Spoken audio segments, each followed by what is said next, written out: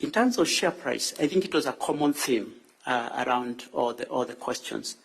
As I said in my written statement, representing the company, we were not involved in determining or actually seeking to see what the right share price is. Because when two shareholders are having a transaction, you leave it to them to actually determine how they want to conclude a transaction. Of course, I'm sure many presenters will have come in, including the Treasury, to tell you how the price may have been determined.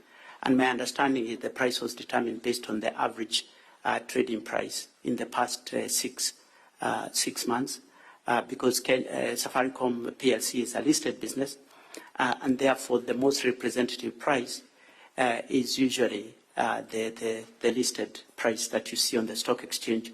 Of course, that varies ups and downs, and that's the reason why you have to do an average of whatever price. There are other mechanisms of delivering valuation.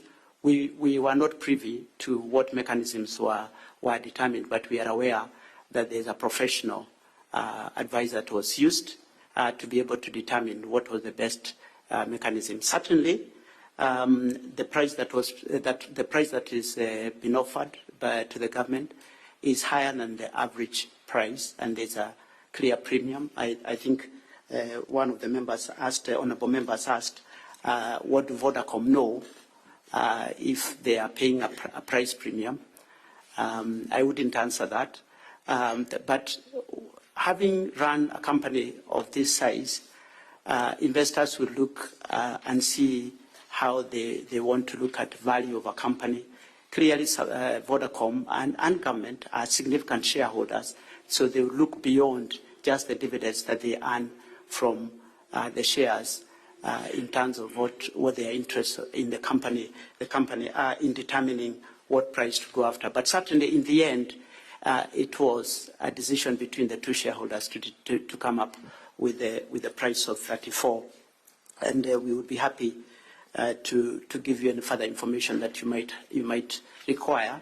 But I should say the company in no way has been involved and should not be involved in a shareholder transaction, because we are the subject of the actual sale of shares.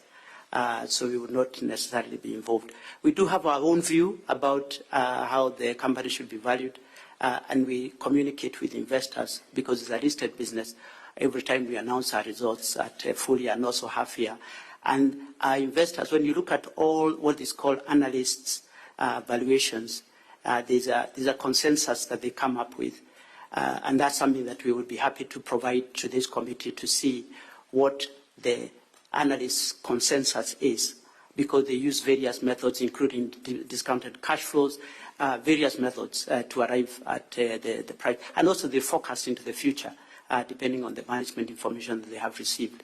And also because they are specialists, they would have the ability to do that. So we would be happy to provide that if that is useful to this committee.